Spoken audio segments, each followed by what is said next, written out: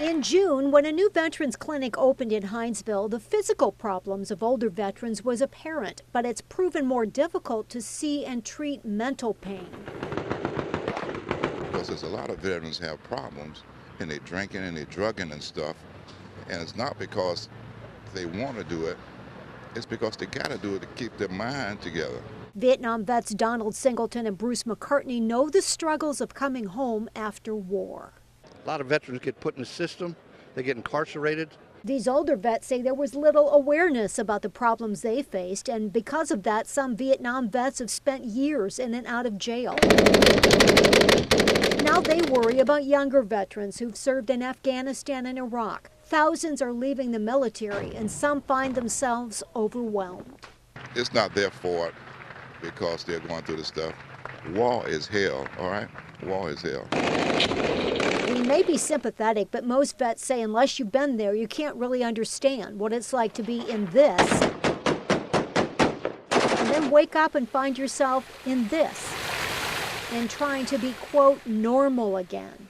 Like going to Iraq and Afghanistan, and so when they come home and they have that trauma and then they're assimilating back to civilian life, it may take some time to become part of what they might not remember anymore. It might be difficult to get a job, become that role in their family that they once were. Meredith Miller works with the Veterans Administration Justice Outreach Program.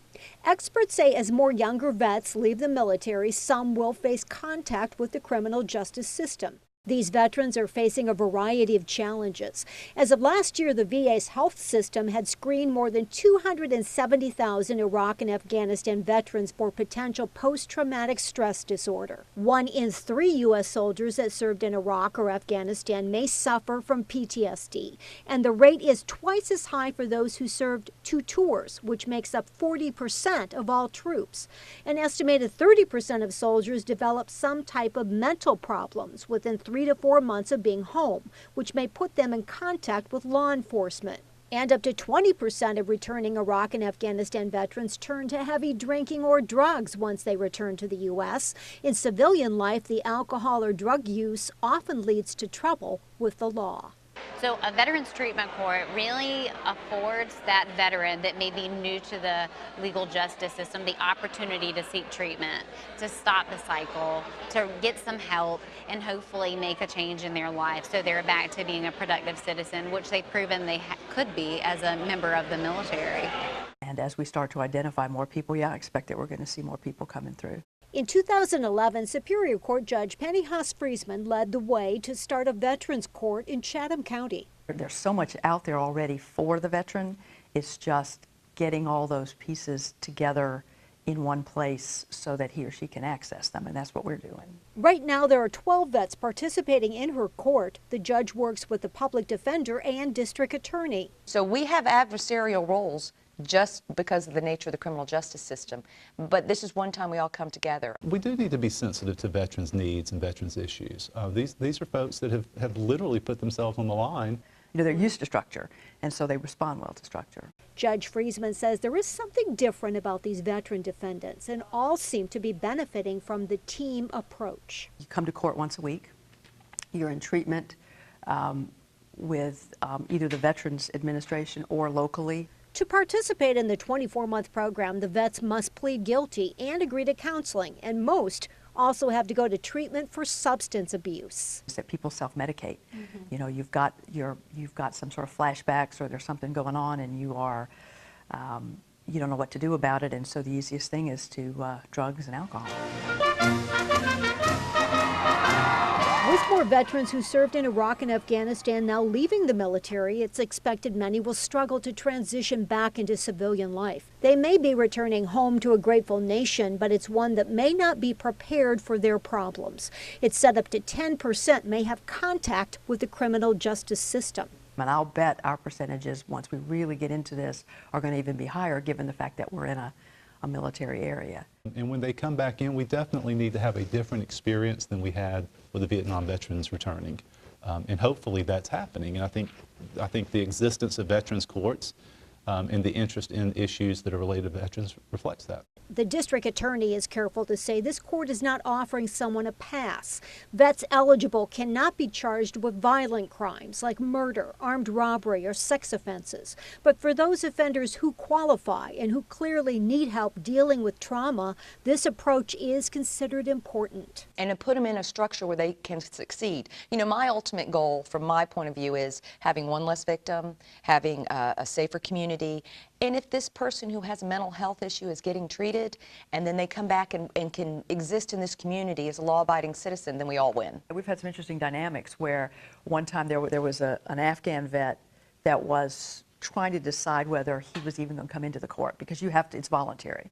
And then one of our Vietnam vets in the back raised his hand and asked if he could say something, and he gave a pretty impassioned speech to that guy, talking about how, you know, he was at a crossroads and he had a choice. He could take the path and do what the man speaking had done, and that was spend the last 30 years struggling, or he can try to reach out now and make his choice. So, which is another reason for the Veterans Court, is that you have veterans helping veterans.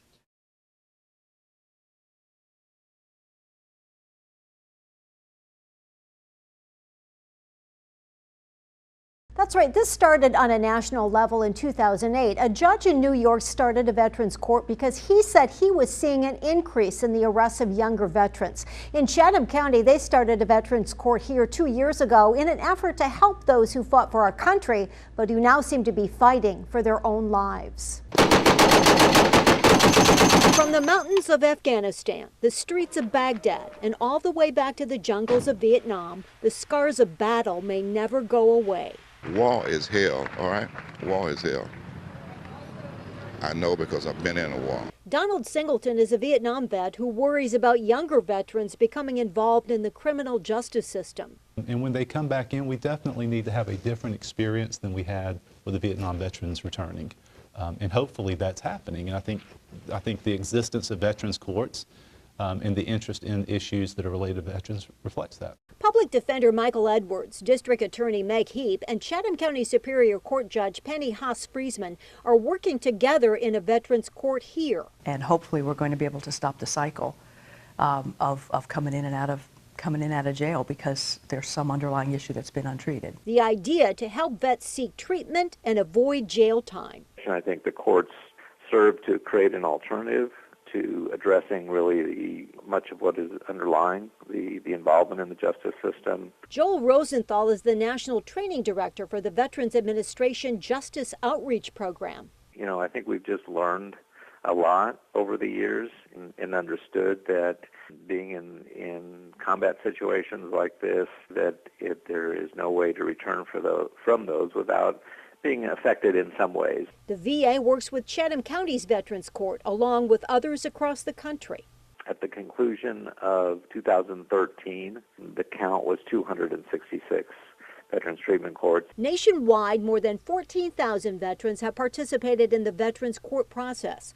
Of those 14,000, 1 in 3 were identified to have issues with military-related PTSD and/or problems of anxiety or depression.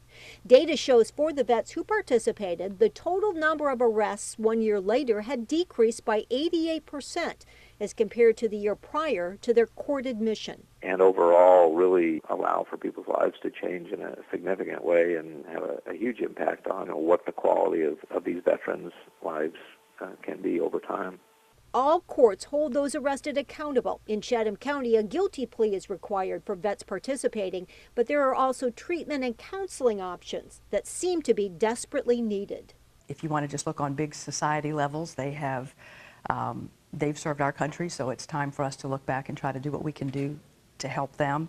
Chatham County has 12 veterans participating now in Veterans Court. Defendants are screened and no one charged with a violent felony can be in the program. Because this is a military community, many involved think this model will be needed much more in the future. JoAnn Merrigan, WSAV News 3.